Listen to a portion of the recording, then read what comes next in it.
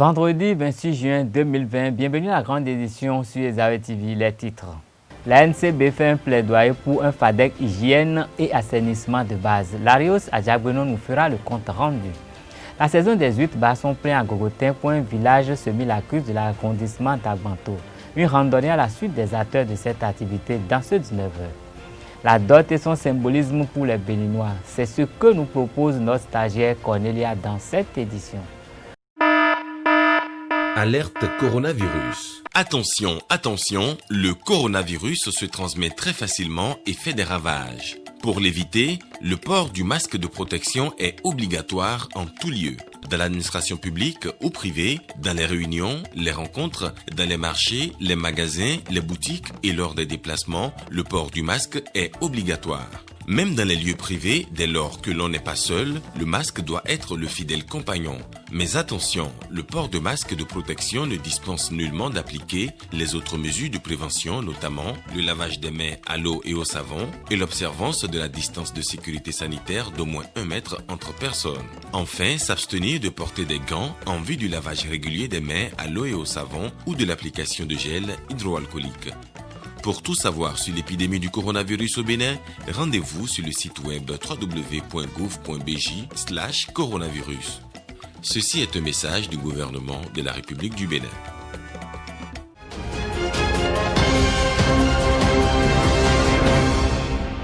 Mesdames et messieurs, bonsoir. Une fois encore, ouvrons cette édition avec la situation du Covid-19 au Bénin. Le Bénin franchit la barre des 1000 cas à la date du 24 juin 2020 avec un total de 1017 cas confirmés à l'infection au Covid-19. 715 personnes sont sous traitement, 288 personnes guéries et 14 décès, soit un décès de plus en 24 heures. Respectons les consignes, se laver régulièrement les mains à l'eau au savon, porter systématiquement le masque, respecter la distance sociale, tousser dans le creux du coude. Le ministre de la Santé, Benjamin Humpati, a été hier 25 juin 2020 l'invité du journal télévisé de l'ORTB pour faire le point sur la riposte au Covid-19 au Bénin. Suivons un extrait de son intervention, une proposition de Abdelkader Achirou. Parce qu'effectivement, à la date du 24 juin 2020, nous comptons 1017 cas. Et ces 1017 cas nous fait passer la courbe, le chiffre fatidique des 1000 cas. Il faut dire que sur la même lancée, dans la journée d'hier, nous avons eu à dépister pour la première fois plus de 100 cas en une journée. Nous avons eu exactement 115 cas. Il faut dire que ces 115 cas sont issus du diagnostic posé sur les cas contacts de cas confirmés. Ça signifie que si nous arrivons à faire près de 500 tests en une journée, que nous avons 115 cas, ça signifie qu'il y a de plus en plus de cas positifs et il y a de plus en plus de cas contacts de ces cas positifs. C'est dire que le mal est effectivement dans la communauté et qu'il faut plus que jamais que les populations respectent strictement les mesures barrières mises en place, c'est-à-dire le port systématique de masques dans tous les lieux publics, le lavage systématique des mains à l'eau au savon ou la désinfection des mains au gel ou à la solution hydroalcoolique et évidemment le respect de la distance de sécurité sanitaire d'au moins 1 mètre qui permet d'éviter d'être en contact les uns des autres et de se transmettre le virus. Il faut dire que parmi ces cas, nous avons eu 14 décès. Ces 14 décès sont issus de cas graves. Nous avons de plus en plus de cas graves. Et ces cas graves, en quoi ces cas sont graves? Ces cas sont graves parce que lorsqu'ils arrivent, ils sont en détresse respiratoire. Ils sont en détresse respiratoire et malheureusement, ils consultent tardivement. Ils arrivent à l'hôpital tardivement. Et c'est le lieu encore d'appeler les populations à consulter tôt. Avant, on les incitait à consulter tôt, mais aujourd'hui, il est plus que jamais question qu'au moindre petit signe, je dirais même un petit essoufflement, ne serait-ce qu'une quinte de toux ou un petit rhume ou une petite sensation de non-sensation des odeurs ou autres, il faut immédiatement consulter. Surtout, j'attire l'attention que ces cas graves surviennent sur des sujets qui portent des tares, notamment le diabète, la drépanocytose, l'asthme, les maladies respiratoires et autres. Et ces sujets sont encore plus fragilisés par rapport à cette maladie. L'ensemble de la population doit consulter tôt, mais plus encore ces cas. Il faut que dès le moindre petit signe, le réflexe soit d'aller vers les agents de santé, d'appeler le numéro 136 du ministère de la Santé pour se signaler et se faire prendre en charge. Si on ne prend pas en charge tôt, la complication, c'est la mort. Mais est-ce que c'est parce que vous estimez que les Béninois ont peur de se rendre à l'hôpital que vous insistez sur cet aspect de la chose? Nous avons effectivement eu à faire des constats. La majorité des cas graves qui posent problème au personnel soignant et les cas qui décèdent sont des personnes qui ont consulté tardivement. Après 8 à 10 jours de traitement à domicile, après avoir fait de l'automédication. Et c'est pour ça que nous insistons impérativement sur la nécessité de consulter tôt. Lorsque la consultation se fait tôt, la stratégie mise en place par le gouvernement, qui repose sur le traitement présomptif dès les premiers signes, a plus d'efficacité. Il faut que dès le moindre petit signe on consulte et que le personnel de santé ait le réflexe de mettre le traitement présomptif et également de procéder au diagnostic. Alors, vous parliez de décès tout à l'heure, Monsieur le ministre. En cas de décès, comment se passe l'enterrement concrètement? C'est le lieu également pour moi de dire oui, il y a des décès. Il y a la question de l'enterrement. Mais je voudrais aussi rassurer les populations que la prise en charge, elle est totalement gratuite d'abord. Lorsqu'elles viennent au niveau des structures de santé, on les prend en charge totalement gratuitement pour éviter justement que ces décès ne surviennent. Parce que lorsque les décès surviennent justement, l'enterrement se déroule dans des conditions particulières qui sont définies par des normes internationalement reconnues par les autorités de santé publique au niveau mondial. En effet, la manipulation des cadavres issus de situations d'épidémie est hautement contagieuse. Et c'est ce qui fait que cet enterrement ne peut se faire que par le personnel de santé formé à cet effet. Les parents restent loin. Et on veille à ce quand même que les rites religieux se déroulent pour vraiment respecter la dignité de la personne décédée. Mais l'enterrement est réalisé exclusivement par le personnel de santé, les parents étant à très bonne distance. C'est pour ça qu'il est impératif qu'on n'en arrive pas là. Nous respectons beaucoup nos parents, nous respectons beaucoup nos prêches, préservons-les en respectant les mesures barrières, mais surtout encore là où nous sommes aujourd'hui, en consultant tôt dès les premiers signes pour éviter d'arriver au stade de gravité qui peut entraîner vers la mort.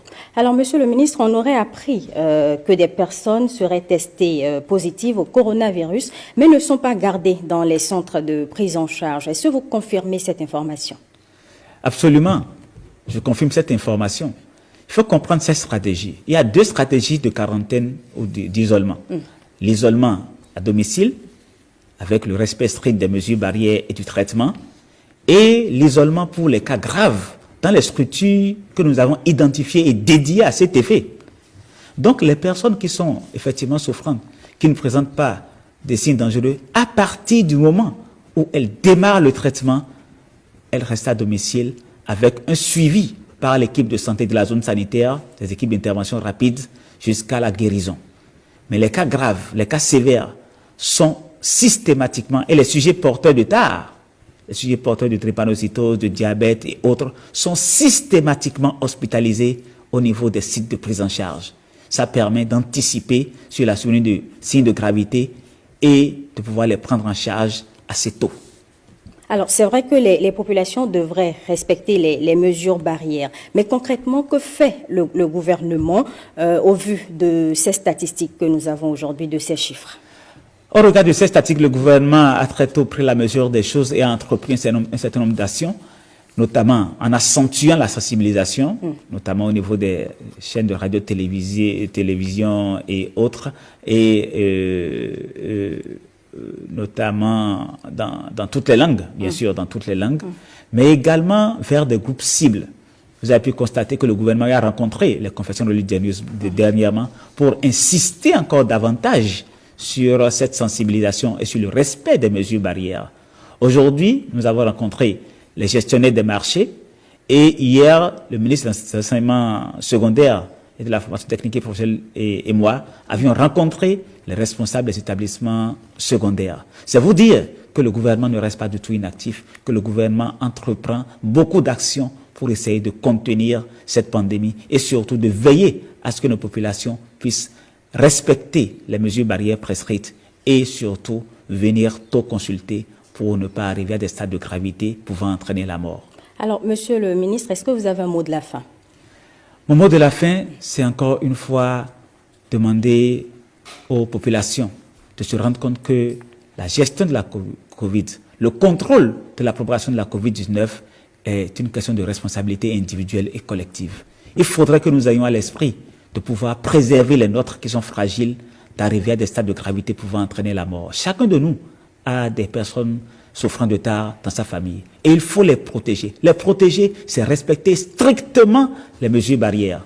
Et je voudrais pour finir rappeler que le numéro, la ligne rouge, la ligne du ministère de la Santé pour recueillir les symptômes ou autres plaintes, c'est le 136. Appelez le 136 dès le premier signe que vous avez pour être pris en charge tôt.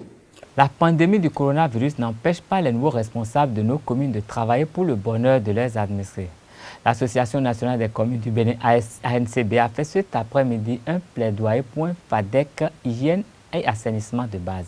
Réunis au Bénin Royal Hôtel de Cotonou, les représentants des collectivités locales, les partenaires techniques et financiers, les ministères sectoriels concernés se sont penchés sur la question.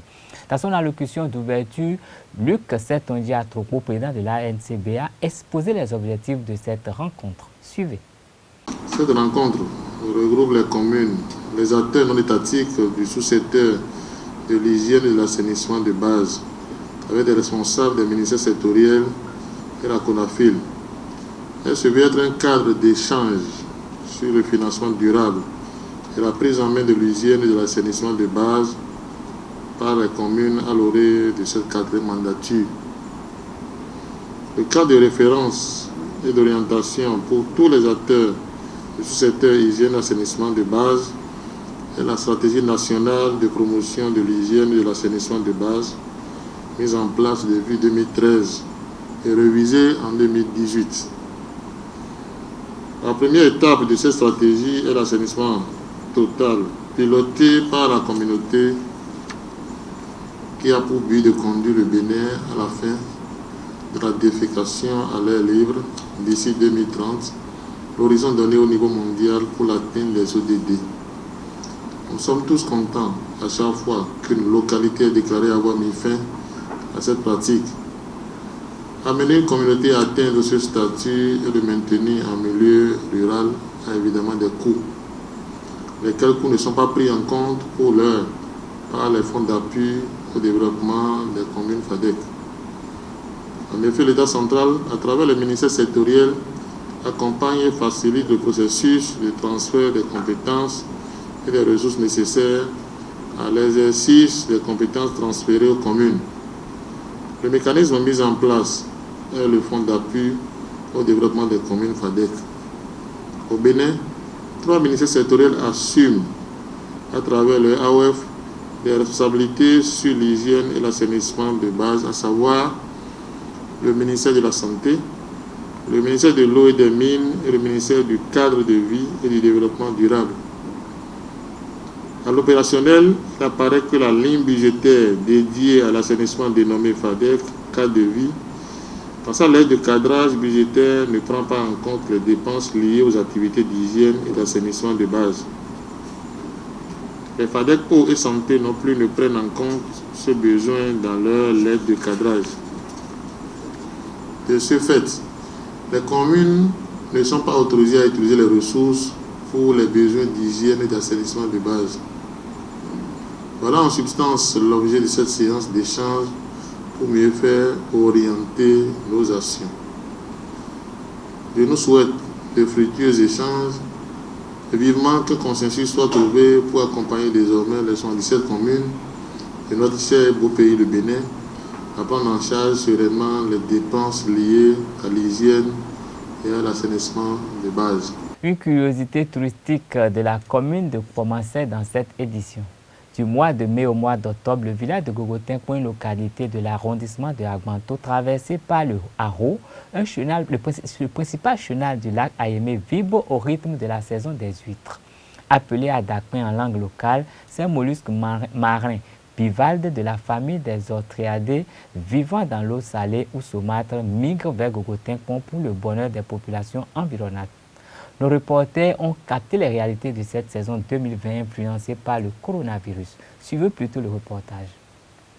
Ici, dans le village de Gogotin-Kmomé, non loin de la ville de Komé, Akwanon est en train de frire des huîtres. Un fruit de mer récolté dans le chenal à eau du lac Ayemé.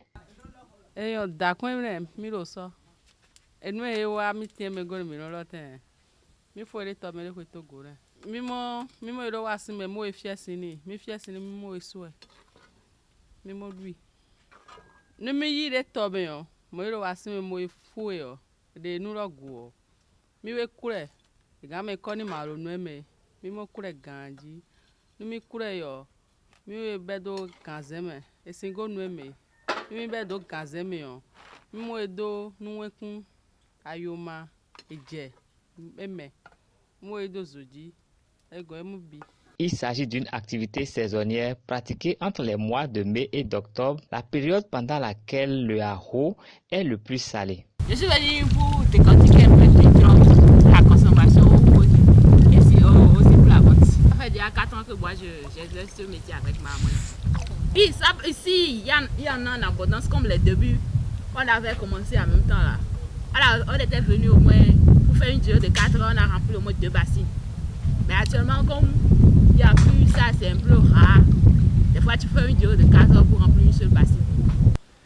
Les huîtres se forment donc sur des racines plongeantes donc des mangroves, mais tout autre espace de bois qui fait donc un séjour, je dirais, dans la période de salinité forte du lac Ayemé, eh bien, peut servir, je dirais, d'occasion pour avoir des huîtres. Voilà par exemple un bambou abandonné dans l'eau qui donc se retrouve truffé de coquilles d'huîtres. Le commerce des huîtres a été confronté cette année à Gogotin-Kmomé aux conséquences de la Covid-19. Ce que j'ai envoyé, j'ai amené maintenant, si je remplis la bassine, je peux avoir 1400 bassines, ça fait 2 mesures. Il y en a d'autres bassines qu'on peut avoir 2100 francs qui comportent 3 mesures. Dans ces temps-ci, avec l'avènement du confinement, ça ne permet pas le passage des étrangers, surtout ceux de Lomé qui passent chez les bonnes dames qui nous commandent. Actuellement, on vient récolter les huîtres, mais il y a un problème de vente. C'est là, actuellement, on met ça en réserve dans l'eau. Mais il y a les changements de l'eau qui ne permettent pas la suivi de ces huîtres-là, ce qui ne nous arrange pas. Cette activité n'est qu'un aspect des curiosités touristiques de ce coin du Bénin appelé Gogotin-Kmomé sur la route inter-État Cotonou-Lomé. Le tourisme se nourrit de la culture, raison pour laquelle nous allons découvrir un aspect important de la culture béninoise avec Cornelia Achanvoué. Symbole du mariage coutumier, la dot garde jusqu'à nos jours sa valeur dans la société africaine. Elle a plusieurs fonctions dans l'équilibre et l'harmonie du foyer. Quelques citoyens rencontrés à Cotonou ont donné leur opinion à Cornelia Achanvoué et Mounir Dorego. La dot, c'est quand la femme veut se marier pour rejoindre son mari qu'on fait la dot. Et cette dot-là, la dot-là, ce que ça symbolise, c'est comme une alliance. Ça représente une alliance, un acte de reconnaissance vis-à-vis des parents de la femme. Ceux qui ont mis leur enfant au monde, ont éduqué, ont dépensé sur ça, sur elle, elle est partie à l'école. Elle est devenue quelque chose aujourd'hui et elle est capable pour maintenant se marier. Donc c'est en quelque sorte une alliance entre deux familles, entre la famille de l'homme et de la femme. C'est ce que ça symbolise.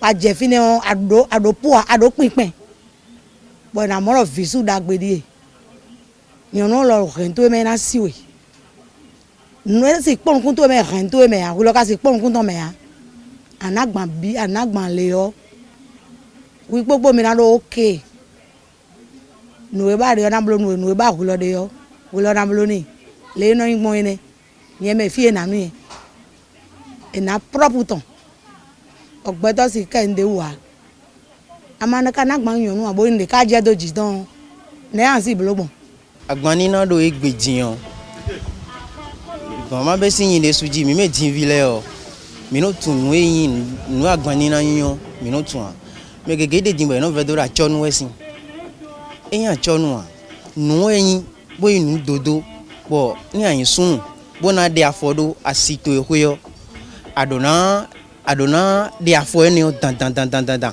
mama eno ahenu gbelo so ejawe yi imodia eno ahenu gbelo so ejawe bo normalement adona de afo da ho eni yen modo agbani na no asimeton ndagbe yin ndagbe tawon yin bo adona de afo eni alino sudomedu fidebu na yide asito si kote o aliye si sudo ya amoyo mbo na da adona nagban wetenu o kwetogbe o era tunwe ni vlavo ndi wajo ena mo tembo de kunwe do meleo mitwin fi mi ton si asu ewe agbani na anu ne amaka na meresi tunwe ya vi e ko ri ni ngo egbedi mi aro mi ko kan egbedi o se nle o we ve iso maîtriser mi ne de bois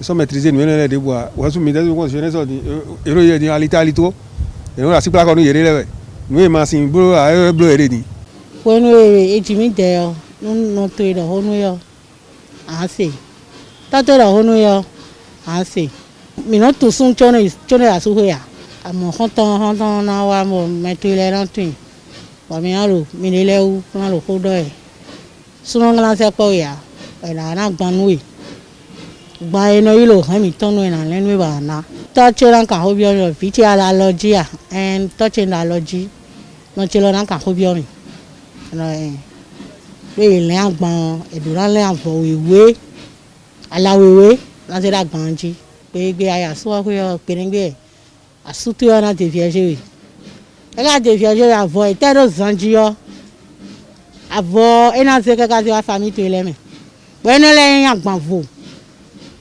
bueno na do vo amo divile o yo je fire chowo yo gba tin da kan nu ye ya atelo ikun lo ko gbe o you know se ya agbon ni na nu taji de yin bo ayin sunu adona nagban na situ we jowo pla anagban na situ wo pla bo bi o famille yo no ton me no do pinpin lo fine bo kwa de sugbeto e chile amonu aja e khonu bo do kweme o no venme di town ba ama do kwende me anu e mo fata bo jadi e mo kwe do jadi mo kwe vonu bo ze wande na po do kwende me bo ze ho eno zialo we mo no bena e ba inte no le gegede bo ka son parents le ou ne son me ko mi ton le ou me ko le d'ailleurs me ko e jivio gbe va ki so le ya donc fiton ko no wuli bonu fiton le kaka so je gbadanu tubo vio jan tun me de vio na tun me mo na kla me wa ko be e gbe yon vio je tenti me fi de pon to de su no je yen yi we yi fi han we je o pe donc sunde da lipa bo se pon tanton pon ko chaki o gbore bo jenyun no ble na yo e na monu e ba de yo e monu e ba de yo nyonu vio de su yo no chiro e podo hun e suno lo ma mo arriver ton bo jenyun e mo e be di ba bo ji bo ko ton e so si ro agban na we ya we na pon e ko no je ko ni no ke mo ro suru oni no je ko sunde do igudo je ni do kwere we sunde ka je igudo hun eni no blo dede mo place no me ton le ni no tun sun le e ma blo de blo no de do fo me bo no ni le blo fo me bo ko no aja ipo mo so ro tun me do ho a donc suru je na do ayi to ni kwete no blo le ni te pon bo blo nu ni nu do ta na hwe ni e na gban we bo pla we bo o famille to le famille we le bitun sisi ado awa su ho sisi ado wa su te ro su na do sisi famille to e jande buna gbogbo na dun meto le ka fine me ablon de indo na na je fon meto le me le o e lo le blon mi me fi e doto ho de o ai ma blo do to abo yi asu ran ti kom lo je ke aje gbanjo me ne. Après la culture, franchissons le pas qui nous mène dans le monde des sports. Le Comité national olympique et sportif béninois, CNOS-BEN, organise ce samedi, c'est-à-dire demain à Canal Olympia de Cotonou, la première édition du Gala des fédérations. Une initiative qui vise à distinguer les 3 meilleures associations membres grâce à l'assiette fédérale identitaire. Son secrétaire général Fernando Ressou rappelle l'objectif et le processus de cette innovation. Le gala des fédérations sportives organisé par le Comité national olympique et sportif béninois, il faut que je vous le dise tout de suite, est un prétexte pour amener toutes les fédérations sportives du Bénin à s'engager dans un processus qui consiste à améliorer la gestion managériale du sport béninois. Et pour en arriver là, évidemment, je dois rappeler que c'est depuis 2013, à l'avènement du président Julien Minavoa à la tête du Comité national olympique et sportif béninois, que le CNOS-BEN a élaboré ce que nous appelons l'assiette fédérale identitaire. L'assiette fédérale identitaire contient tous les aspects d'une bonne gestion managériale et constitue un outil d'auto-évaluation qui fait la photographie d'une discipline sportive à un moment M. Et à partir de ce moment M, la discipline sportive, après s'être auto-évaluée, doit se mettre dans une posture de résilience pour améliorer tous les aspects managériaux de sa gestion qui souffre de lacunes. J'ai dit 2013. Ça n'a pas été facile d'amener le mouvement sportif à s'engager réellement dans ce processus-là. Maintenant, pour amener tout le monde à s'y intéresser, eh bien, le comité olympique a décidé de l'organisation de ce gala. Ce gala, au cours duquel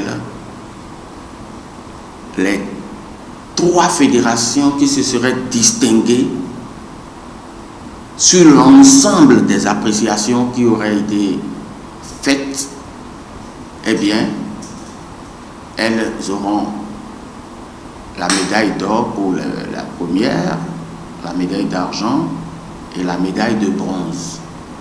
En plus de ça, il y a du matériel pour accompagner ces fédérations-là. Et je rappelle que pour faire un travail tout à fait, mettons, équitable et impartial, le président Minavoa a mis sur pied un jury présidé par le magistrat à la retraite Raoul Mwendo. L'actualité au-delà de nos frontières pour mettre un thème à cette édition. La Gambie, la Tanzanie, les États-Unis, l'Inde et la Chine ont retenu l'attention de Bailat Koukoui. Suivez. Démission du ministre gambien de la Justice Aboubacar Tambadou. Un poids lourd du gouvernement gambien va quitter son poste. Le ministre de la Justice Aboubacar Tambadou a en effet démissionné pour prendre un poste non précisé aux Nations Unies. La décision de l'ancien avocat sera effective le 30 juin. Il sera remplacé par son collègue l'avocat Daouda Jalon. En place depuis 2017, il a été l'un des fondateurs de la commission Vérité, Réconciliation Investigation et Réparation qui a enquêté sur les violations des droits de l'homme sous le régime de Yahya Jammeh, qui a dirigé la Gambie d'une main de fer pendant 22 ans.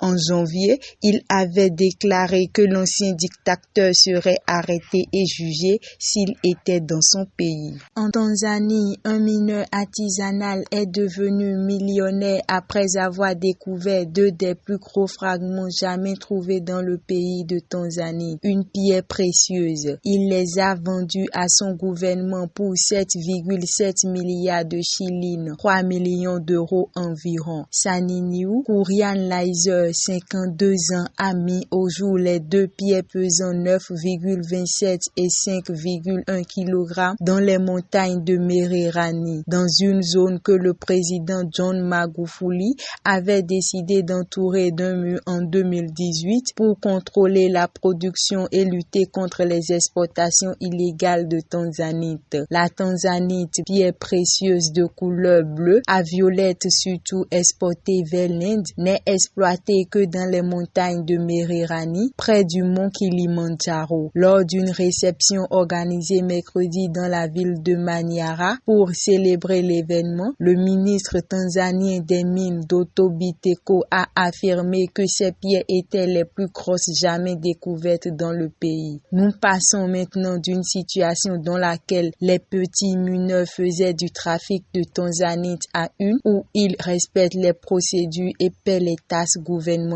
et les royalties, s'est-il félicité. Aux États-Unis, le cauchemar du Covid-19 n'est pas terminé. Après un long plateau, la pandémie gagne en ampleur dans une immense partie du pays et suscite de nombreuses inquiétudes jeudi. 37 000 nouveaux cas ont été diagnostiqués et 692 décès supplémentaires enregistrés, selon les chiffres des centres de prévention et de lutte contre les maladies. L'État du Texas vient de lancer un reconfinement partiel. Une deuxième vague de contamination est redoutée pour l'automne et l'hiver en conjonction avec la grippe saisonnière, mais c'est une vague estivale qui s'ébauche. Entre 5 et 8% de la population américaine a été contaminée par le coronavirus causant par le Covid-19, estiment les autorités de santé américaines. Tension entre la Chine et l'Inde ne retombe pas. L'armée des 2 camps ont mobilisé des troupes à la frontière. Si officiellement les 2 parties ne cessent de répéter qu'elles souhaitent trouver une issue diplomatique, la présence militaire ne fait qu'augmenter sur le terrain. L'Inde a ainsi reconnu jeudi pour la première fois qu'elle avait égalé la Chine en termes de force militaire à la frontière contestée dans l'Himalaya. Au final, les 2 parties ont déployé des troupes en grand nombre dans la région, a expliqué Anurag Srivastava, porte-parole du ministère indien des Affaires étrangères. Les 2 pays voisins se sont mutuellement rejeté la responsabilité des affrontements du 15 juin dans la région du Ladakh nord de l'Inde, ayant fait au moins 20 morts dans les rangs des militaires indiens et des pertes non chiffrées du côté chinois. Toujours en Inde, au moins 107 personnes sont tuées par la foudre ce jeudi 25 juin 2020. Terrible bilan. 107 personnes ont été tuées jeudi en Inde après avoir été touchées par la foudre au cours des orages de la mousson. Selon une source officielle, les victimes se trouvaient à l'est et au nord du pays touchés par la mousson. Quelques 83 personnes ont péri dans l'état de Bihar et 24 autres dans l'état de l'Uttar Pradesh. Des dizaines d'autres ont été blessés. Les éclairs meurtriers sont assez fréquents en Inde pendant la mousson qui dure de juin à septembre. Au total, plus de 2000 morts depuis 2018, selon Lakh Meswar Ray, le ministre des situations d'urgence de l'État de Bihar. Il s'agit de l'un des bilans quotidiens les plus lourds de ces dernières années. Alerte coronavirus. Attention, attention, le coronavirus se transmet très facilement et fait des ravages. Pour l'éviter, le port du masque de protection est obligatoire en tout lieu. Dans l'administration publique ou privée, dans les réunions, les rencontres, dans les marchés, les magasins, les boutiques et lors des déplacements, le port du masque est obligatoire. Même dans les lieux privés, dès lors que l'on n'est pas seul, le masque doit être le fidèle compagnon. Mais attention, le port de masque de protection ne dispense nullement d'appliquer les autres mesures de prévention, notamment le lavage des mains à l'eau et au savon et l'observance de la distance de sécurité sanitaire d'au moins 1 mètre entre personnes. Enfin, s'abstenir de porter des gants en vue du lavage régulier des mains à l'eau et au savon ou de l'application de gel hydroalcoolique. Pour tout savoir sur l'épidémie du coronavirus au Bénin, rendez-vous sur le site web www.gouv.bj/coronavirus. Ceci est un message du gouvernement de la République du Bénin. Ainsi s'achève cette édition, la dernière titre de cette semaine. Merci de nous rester fidèles. Passez un agréable week-end dans la grâce du Seigneur. Bonsoir.